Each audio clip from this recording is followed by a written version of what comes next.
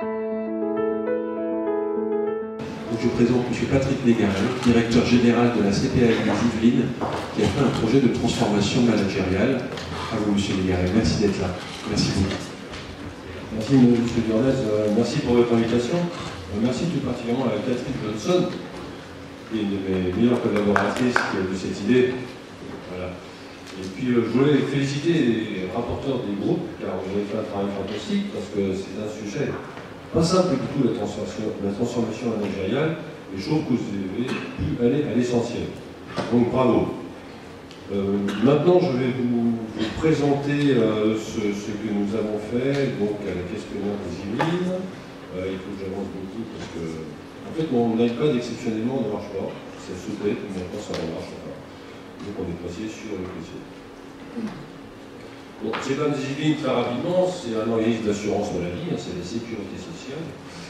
Vous voyez, on a à peu près 1400 collaborateurs, on est de moins en moins, car on réduit beaucoup les effectifs. Il y a 15 agences d'accueil, 9 sites support. Déjà, ça, c'est intéressant parce que c'est plus difficile de faire une transformation quand on a des sites déportés, et surtout en région parisienne, où il faut très vite 3 quarts d'heure à 1 heure pour faire 30 km.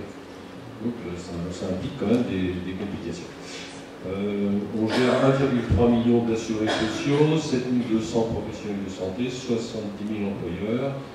Et notre but, c'est de protéger évidemment la population contre tous les aléas de la santé, réguler et maîtriser les dépenses de santé, sport national, et prévenir bien sûr la maladie par la prévention.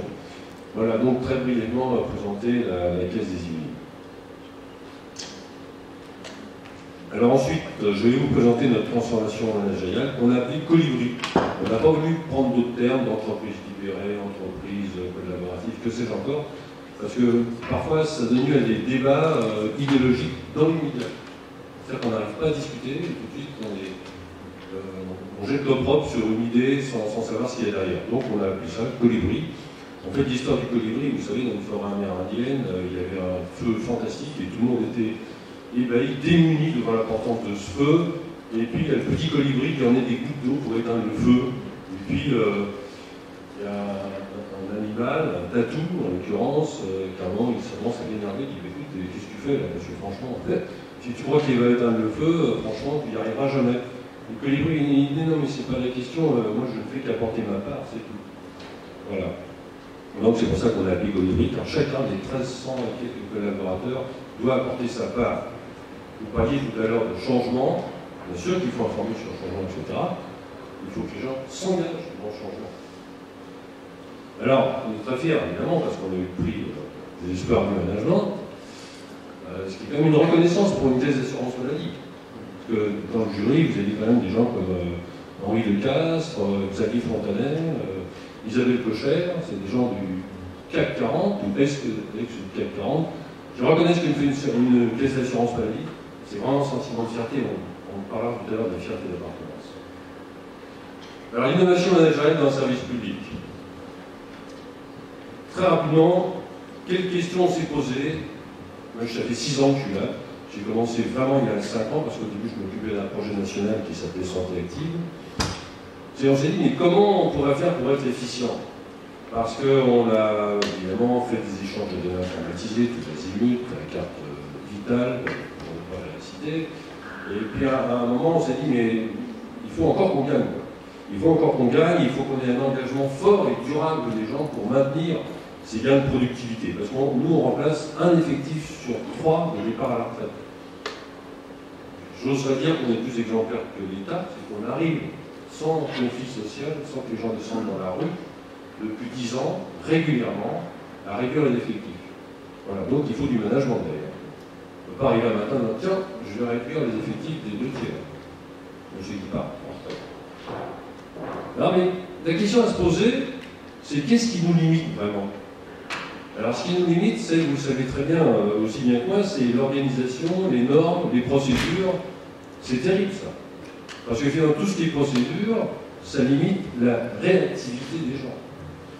Parce qu'ils s'engagent dans une procédure, ils sont pas réactifs. Vous avez aussi tout ce qui est management par la division. C'est-à-dire, on est très segmenté, on divise, et si on divise, eh bien, il y a des luttes de pouvoir, et surtout, il n'y a pas de transversalité. Vous avez aussi le management par le contrôle. Le contrôle, la plupart du temps, il en faut, d'accord, mais le contrôle, si on fait trop, c'est la soumission. Je ne connais pas grand monde ici qui a envie d'être soumis. Donc, à partir de là, il faut réfléchir quand même à qu'est-ce que les gens souhaitent. Et puis, il y a aussi certains qui pensent que l'innovation, c'est une affaire d'experts. Grave erreur. C'est pas du tout une affaire d'experts, ça peut être une affaire d'experts. Très très haute sphère, mais l'innovation, ça peut être à tous les niveaux. Et puis l'autre obstacle, c'est nous-mêmes. C'est nos peurs. Finalement, notre ego. Le principal obstacle que j'ai rencontré, c'est l'ego. Alors l'ego, il doit être au service de l'entreprise et pas l'entreprise au service de l'ego. Et ça, c'est pas facile. Je pense qu'il y a des gens qui managent en entreprise ici qui ont dû constater ça. Et puis, alors, ce qu'il faut se poser la question, c'est qu'est-ce qui a changé autour de nous? Il y a plein de choses qui ont changé, évidemment, le numérique, tout ce qui est croyance, aussi bien dans certains partis politiques que dans, finalement, l'Église, etc. Enfin bon, donc le travail devient un lieu où il peut y avoir des valeurs, où on peut se retrouver. Ça a beaucoup changé. Et puis, il y a aussi la génération qui a changé. Les moins de 30 ans, on parle beaucoup de la génération numérique, on dit ça, il faut pas faire une tarte à la crème, mais quand même, les aspirations ne sont plus les mêmes, parce qu'ils n'ont pas vécu ce que les anciens comme moi ont pu vivre. Donc ça, c'est quand même un élément incroyable, c'est quelles sont les aspirations des collaborateurs. À mesure qu'ils rentrent des moins de 30 ans dans les caisses, c'est plus les mêmes aspirations du tout. Alors finalement, on s'est dit, si on veut que ça fonctionne, que les salariés soient performants, il faut qu'ils soient épanouis.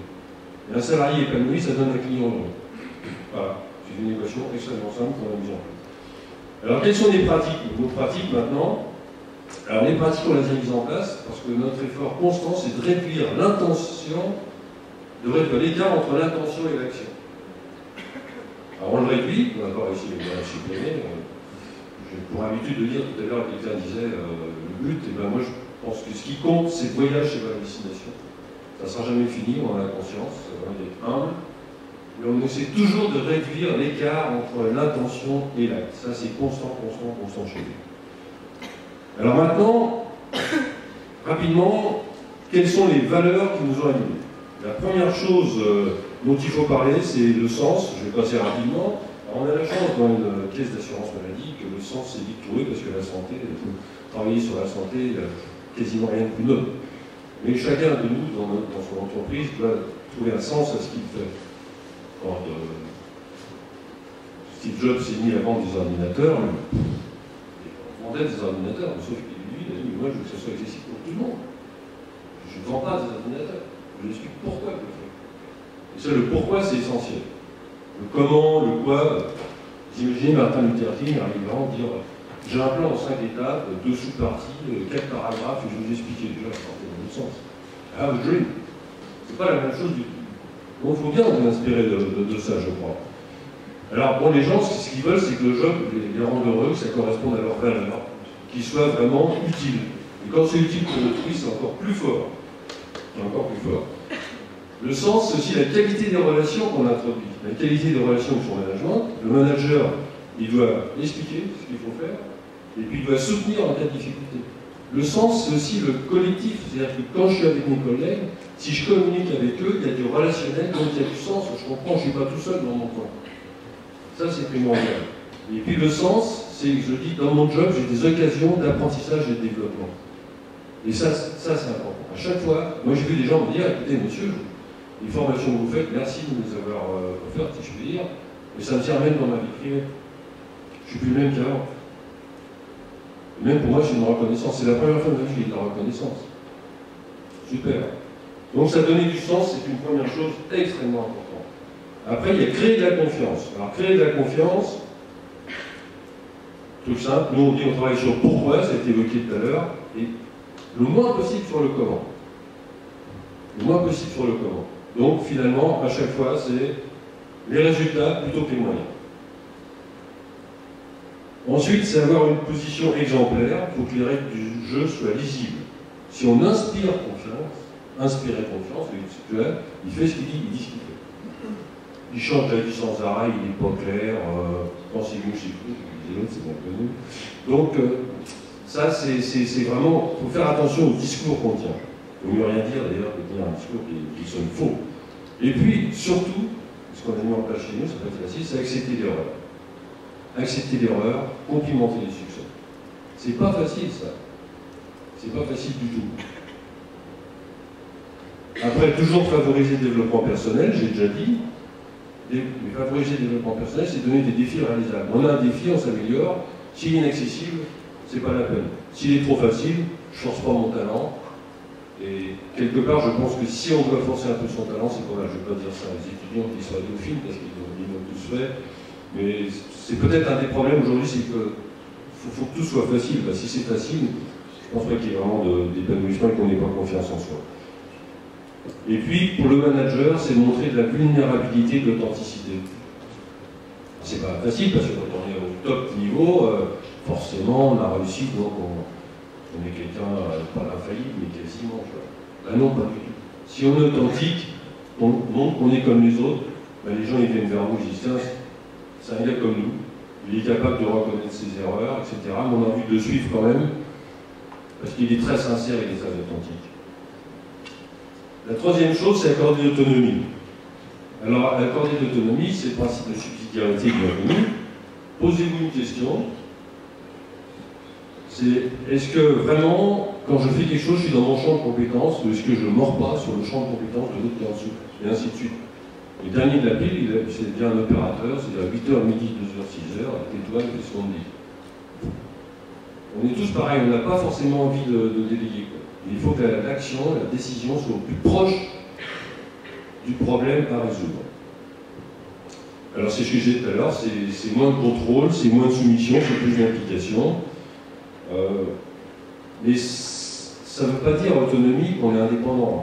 C'est-à-dire que les gens qui sont autonomes, ils doivent avoir l'idée de faire des choses par eux-mêmes, mais en coopérant avec les autres. Parce qu'aujourd'hui, de plus en plus, dans l'entreprise, on ne peut pas faire tout seul qu'un service.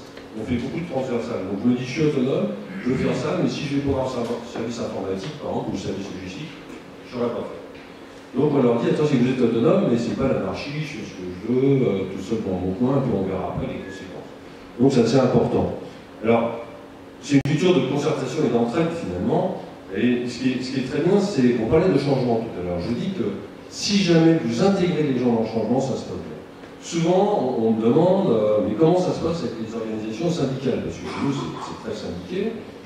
Ça se passe bien, parce que ce que j'ai décidé une bonne fois pour toutes, c'est de les respecter, et réciproquement, et ensuite, je les intègre dans le travail.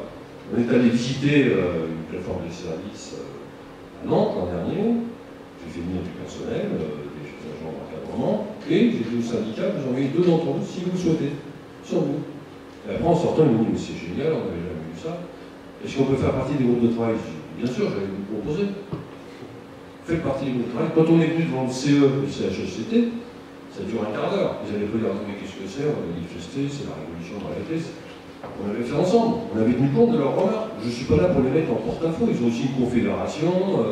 Voilà. Il faut savoir être pragmatique. Et ça fonctionne. Ça fonctionne très bien. Alors l'autonomie donne de la motivation intrinsèque. Je ne suis pas là pour faire un cours sur la motivation. D'abord, je ne suis pas assez compétent. Et ce n'est pas la carotte et le bâton qui marche. La motivation intrinsèque, c'est qu'est-ce qui m'alimente moi-même tout seul pour fonctionner. Et si on me donne de l'autonomie, de la reconnaissance et que j'ai les moyens de le faire, surtout les moyens, vous avez parlé de la formation, c'est très bien aussi, là ça marche. Voilà. Alors, il y a un sondage d'Opinionway en 2017, vous savez peut-être d'ailleurs, c'est l'autonomie est une compétence clé du métier idéal pour 93% des moins de 30 ans. Quand je disais que les temps changent, les moins de 30 ans, eux, dis-moi, 93% de ce qui m'intéresse, la compétence clé idéale de mon job, c'est l'autonomie. Donc, en fait, parce que le problème qu'on a, on voit bien dans l'enseignement aujourd'hui, c'est très décrié en France, c'est la principale vertu, c'est la conformité. Si je suis conforme, tout va bien. Allez. Mais si je ne suis pas conforme, je suis très mal. Moi, je suis un patron conforme. Et j'y arrive. Mais quand même, c'est pas confortable de ne pas être conforme. Hein? Et finalement, il vaut mieux être conformément mauvais que conformément bon dans notre société. Très embêtant. Alors enfin, apporter de la reconnaissance, cultiver la reconnaissance, tout le monde veut être apprécié, on est tous sur le regard des autres, il ne faut pas se voiler la face. Et ce qui compte, c'est savoir exprimer son appréciation. Surtout en France, on n'exprime pas trop son appréciation, c'est-à-dire bonjour, merci, bravo. Et nous, on a cultivé cette reconnaissance. La cultiver, c'est faire des remerciements authentiques, finalement en lien direct avec ce qui vient de se passer, pas attendre l'entretien d'appréciation pour dire ah ben, il y a un an, tu as fait un truc pas mal, je te félicite, bon c'est un peu tard. C'est toutes ces choses-là, et en public si possible, et gratuitement, il ne faut pas être démago, c'est gratuitement. Et enfin, il faut savoir écouter, ça c'est une vertu cardinale quand même, très peu partagée. Souvent dans des réunions, on peut dire, ou dans d'autres réunions, je suis frappé que certains ils interrompent les autres, ils parlent pendant un quart d'heure alors qu'ils ont pu dire la même chose en 5 minutes, et puis après il reste plus de temps de parole pour les autres. Ça c'est très embêtant. Et puis ce qu'on fait, c'est qu'on recherche les qualités chez les autres, les points forts. On essaie d'éviter de parler des points faibles, parce que c'est démotivant de parler des points faibles. Les très grands sportifs, de très haut niveau, ils ne s'occupent pas de leurs points faibles. Il y a un point faible, parce que voilà, c'est déjà un point fort chez nous. Mais quand même, ils cultivent leurs points forts. Vous demandez à interroger des coachs, il y a peut-être qui connaissent ici, ils cultivent leurs points forts. Et la dernière valeur, c'est développer la fierté d'appartenance. Ça, il y a quelqu'un qui a dit tout à l'heure, il faut fêter les événements, etc. Nous, on fait beaucoup. On a des défis, c'est-à-dire il y a 10 défis différents, la photo, le sport, le théâtre, je ne sais pas quoi. Toujours, et après on fait des fêtes à la fin d'année. Les gens viennent de plus en plus nombreux, voilà. On participe à la course, c'est ce dimanche, je le fais pas, je vous montre l'exemple, il y a 120 inscrits chez nous qui participent à la course d'Octobre Rose, là, voilà, contre le cancer. Bon, quand il y a un sujet important, bah, on donne quelque chose pour envoyer des pluches, en long, je sais pas quoi, enfin, voilà. C'est-à-dire, mais nous, on est capable de faire ça, c'est bien. Voilà. Bon, ce que je veux dire, c'est les leviers sur lesquels on s'est appuyé. Alors maintenant, comment faire, on dirait. Alors, je vais passer sur le comment faire, parce que finalement, on a une démarche assez pragmatique et progressive. Ça, je passe sur ça parce que l'idée de la gestion du capital santé, c'est important, mais j'en profite pour dire que les mesures cosmétiques, ça ne suffit pas. On fait des ateliers, il y a le sport chez nous, il y a le théâtre, je vous l'ai dit, comme on a une caisse d'assurance maladie, on peut avoir des ateliers santé actifs sur le mal de dos, ainsi de suite. Mais il ne faut pas que ça soit un prétexte à ne pas s'occuper du reste. Parce qu'aujourd'hui, ce qu'il faut soigner, finalement, c'est le travail. C'est le travail qui soit adapté aux salariés, pas le salarié qui soit adapté au travail. Ça, c'est un vrai problème. Donc il faut s'interroger sur c'est quoi le travail, c'est quoi le sens du travail, c'est quoi, comment on organise, etc. Donc les gens disent, ah oui, mais moi j'ai une salle de baby-foot, tu te rends compte, ils sont encore pas contents, ça suffit pas. Le baby-foot, c'est bien, mais ça suffit pas. On a commencé petitement, et Catherine, faire de lance de cette mise en œuvre il y a 5 ans, on a appelé ça progressance, en fait c'est du lean management, tout le monde connaît le lean management ici, mais sauf que là encore, il y a des gros mots qu'on ne peut pas dire dans sa vie publique, parce que tout de suite on jette le prof, on se dit mais comment, c'est un truc japonais, c'est n'importe quoi, vous êtes fou, on est dans sa vie publique, horreur, c'est pas possible. Donc on a appelé ça progressance, progressons ensemble, l'idée était la suivante, je me suis dit, bon, il faut que je leur explique. Je ne suis pas démagogue, on supprime des effectifs, il faut qu'on s'en sorte, donc il faut améliorer la productivité, etc., l'efficience. Mais j'ai envie aussi qu'ils soient autonomes. Vraiment, c'est une croyance, j'ai envie que vous puissiez être autonome dans votre boulot pour éviter des redondances, pour gagner des mètres carrés, pour gagner des délais, vous connaissez tout ça. Et on a commencé comme ça. Et pour moi, c'était le témoignage que vraiment j'étais sincère. Vous voyez, j'étais sincère. Et il y a quelqu'un qui a postulé pour un cadre. Ensuite, tu as dit, mais moi, j'aurais jamais voulu être là dans un ancien régime, si je peux dire. Parce que je ne suis pas un garde-chiourme, je ne suis pas là pour tout surveiller, tout contrôler. Là, ça me plaît. Là, j'ai vraiment envie de faire le job. On savait que tu étais très bien, non, mon cadre, on m'intéresse. Bon. Donc, on a commencé par ça. Alors après, je passe là-dessus, vous connaissez. Deuxième chose qu'on a fait, et ça, c'est vraiment aussi une des clés du système, c'est l'innovation participative. J'ai dit, mais, vous êtes autonome dans votre service. Mais maintenant, je voudrais que vous soyez capable d'émettre des idées pour toute la caisse. Il n'y a pas d'idée idiote. C'est bien connu ça, c'est comme la question idiote, il y a des réponses idiotes éventuellement. Et on a monté un système d'innovation participative. Alors, c'est plus facile à dire qu'à faire. Hein. C'est-à-dire qu'on a un site exprès, il y a un suivi, on répond aux gens. Si on dit non, on explique pourquoi c'est non. On met les trucs de côté, 2 ans après, ça peut sortir, parce que c'est pas mûr un an, 2 ans après, ça peut être mûr. On a tout un job extraordinaire. Et là, c'est une occasion pour les gens, tous, les employés d'État, de s'exprimer. Et aujourd'hui, on est très fiers, parce que pratiquement 50% des idées viennent des opérateurs. Alors qu'au début, c'était surtout l'État. Forcément, c'est bien sûr logique d'ailleurs. Et là, on a dit, non, attendez, alors évidemment, il y a une personne qui s'occupe de ça, une, sur 1300. Parce qu'il ne s'agissait pas elle qui fait l'innovation. Elle promeut l'innovation. Mais sauf qu'elle a 20 correspondants. Et elle se déplace partout, et c'est super. On rentre un service où il n'y avait pas d'idée, elle arrive, bonjour, ça va. Et voilà, je vous explique, elle m'a dit, ah, ça savait pas que ça existait, donc on dit, tiens, c'est un peu grave, parce qu'on a un intranet. Les gens n'avaient pas le droit de regarder Internet parce que c'est pas du temps, c'est bien connu. C'est l'histoire du. J'ai bien aimé, Catherine va me le donner, le dessin du gars qui a une charrette qui n'a pas de roue. Et je te donne ah non, mais j'ai pas le temps, moi je bosse, c'est chose qu'on dit, mais on n'a pas le temps, sans péter, j'allais tout mercredi, à regarder, Intranet. Intranet, c'est 3-5 minutes par jour. Hein. Je dis à quoi ça sert quand des carcasses, comme disait l'autre du pro, là, si jamais les gens ne savent pas ce qu'on fait. Quoi. Et donc elle dit, bah tiens, on va faire un brainstorming. Au bout d'une demi-heure, il y a 10 idées qui émergent. Il repart, merci, au revoir. Le cadre dit, oula, j'aurais peut-être pu le faire moi-même. Alors on ne dit rien, on n'est pas fâché. Mais bon, c'est quand même intéressant. À tel point que dans les entretiens annuels d'appréciation, on a un critère sur le résultat négocié avec le collaborateur, un critère sur l'innovation participative et un critère sur les qualités du travail. C'est un moyen, ça, de reboucler la boucle aussi. Montrer qu'on est vraiment très motivé par ça. Et tous les ans, là aussi, il y a une fête annuelle de l'innovation participative. On ramène le prix de la meilleure innovation votée par tout le monde sur Internet, par moi, le service qui a une plus que c'est encore, tout est prétexte à fêter le truc. Alors, il y a la troupe de théâtre, alors on joue les 4 sucres, on joue, on est déguisés, tout ça, et ainsi. Donc ça, c'est assez marrant. Donc après, on a fait aussi, on a été plus loin, on s'est dit, il faut maintenant qu'on affiche un peu les principes qui vont guider ce qu'on appelle notre management bienveillant exigeant, c'est-à-dire la qualité de vie au travail. Alors là, il y a des groupes qui sont constitués, qui ont réfléchi, puis in fine, il y a un groupe qui sont informés 2 jours sur le sujet. On a pris l'approche du stress, parce que le stress est assez fréquent, et s'il y a du stress, on n'a pas de qualité de vie au travail, il n'y a pas de productivité, d'efficience.